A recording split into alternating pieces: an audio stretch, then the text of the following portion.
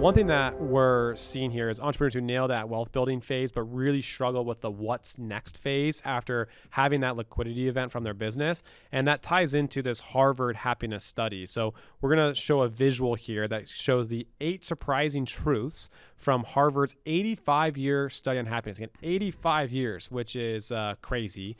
And let's go ahead and break these 8 down real quick.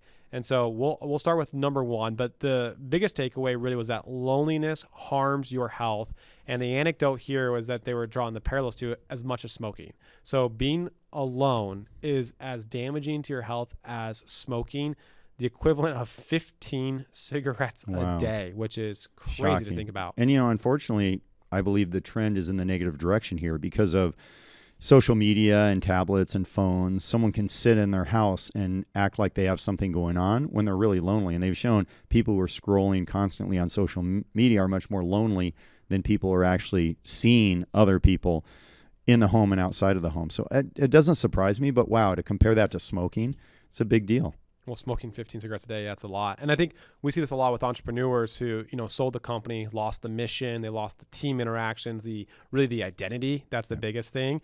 And so that's a big issue here, is that loneliness can really creep in. And so I think a thing for an entrepreneur to think through if they're about to sell their business is don't sell, to go to your beach house or to golf more. Like, you need to sell in order to, and have line of sight to where are you going to build your community or find your community or rebuild a community. So boards, advisory roles, masterminds, making sure you stay engaged in something is important, because they all say, oh, let's go golf, or I'm going to go hang out with the grandkids, or whatever it is. But then it's like, well, okay, that sounds good. What are you going to do starting in month 2?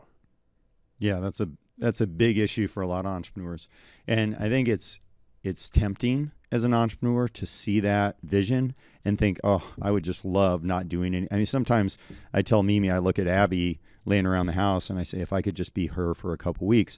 The reality, though, is that doesn't make you happy. It's some of these other things that we're talking about is really what makes you happy, not sitting on the beach all day and doing nothing. Yep, spot on. All right, number 2. Quality relationships matter, not the number. And so the anecdote here was that relationship quality, so not quantity, but relationship quality at age 50 is a better predictor of your health outcomes at age 80 than your cholesterol level. Wow. So again, it's about quality, not quantity. And I think the anecdote, if you're an entrepreneur, is you probably have 10, 50, 100,000 maybe followers on LinkedIn or Instagram, but maybe there's 1 person, 2 people, or maybe 3 people max that you can call at 2 a.m. when you have a problem, right? And it's like, who, if anyone, can you call at 2 a.m.? That's what matters, not the 10,000 LinkedIn followers you've got.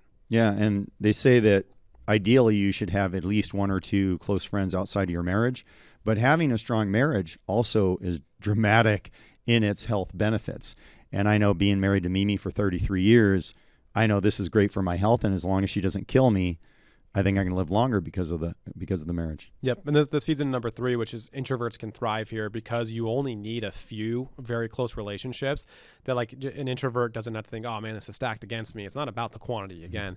And so here, I think a few close supportive relationships, having a great spouse, is the same amount of benefits as, an extrovert who may have a larger network. So really just focusing on deepening 3 to 5 key relationships instead of expanding, going deeper. So breadth instead of depth. Depth instead of breadth. Yes. That's more important. Arthur Brooks, who I like to follow, and he talks about deal friends versus real friends. Mm-hmm. And a lot of entrepreneurs end up with a bunch of deal friends, people they do business with and all that kind of stuff. And you need some real friends. And real friends are ones that are wonderfully useless to you, meaning that I have some friends that I've been friends with for 40 years, and they're wonderfully useless to me and me to them. We don't do business together. We have different things that we do, but we love each other. We have an incredible connection and a history together. And that's a different feeling when I leave time with those friends than when I leave time with deal friends, people that there's a business relationship. It's just different. So I just say, make sure you don't just have deal friends. You have some real friends in your life too. Yep. All right. Number 4, use social media wisely. And so this is something that I think is a huge contributor to why we have so many mental health issues in our society today, is the proliferation of social media. And so, when there's active engagement in social media, messaging friends, organizing meetups, like it can be used as a positive tool. And I think that was the original design. But I think in reality, there's a lot of passive consumption. There's doom scrolling. There's comparing, on Instagram of all the different vacations or trips. And for those entrepreneurs that have sold their business, they're looking on LinkedIn and they're thinking like, man, they're comparing, everyone's building, I don't have anything I'm working on, or I'm on vacation or whatever it may be. And it's like everyone puts a perception out there that they're winning, and in reality, everyone is struggling. And I think we know that in order to build a successful business, it takes a lot of struggling to build something successful. But social media would make it think that, hey, everyone deserves to have that, and that everyone is happy and not doesn't have any friction in their life. Yeah, it's no different than things like when I was a kid, television. You could sit and watch television all day, but our parents wouldn't let us sit and watch television all day. And it's not healthy. It's not good. I am almost never on social media. And if you're listening to this and you've tried to friend me on Facebook, or if you tried to connect on LinkedIn, there's probably an invite sitting there that's never been responded to. And I apologize for that. And I know there's value to social media, and I know that we use more and more social media in our company. But for me personally, I haven't missed out on anything. I have a brother that I'm very close with, and he likes to be on social media. And I asked him, well, what am I missing? And he said, well, what if there's something that happens with somebody that you care about?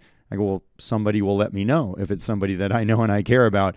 But a lot of the stuff, the times I have going on, it just seems like a waste of time. And there's also this positioning and this comparative thing that I don't think is healthy. And then often there's this people arguing and trolling each other over stuff. And that also I don't feel is valuable. And I know anytime I've had stuff go on social media, I never look at the comments, because I figure if there's someone trolling me and saying mean, horrible things, I could do without hearing that.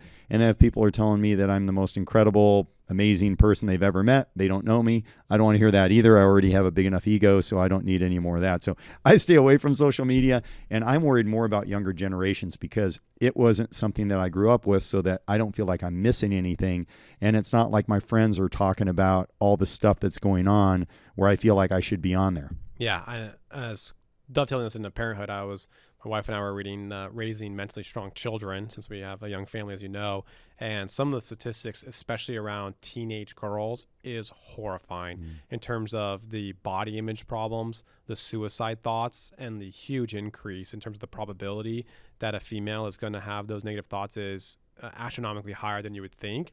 And again, it's hard to pin it on one thing, but I think Instagram and body issues and social media, I would say, is a very clear culprit, if you were to ask me about that. And yeah, so I know we could talk a lot about this. One thing that I always find disturbing is when I see a family out to dinner at a restaurant.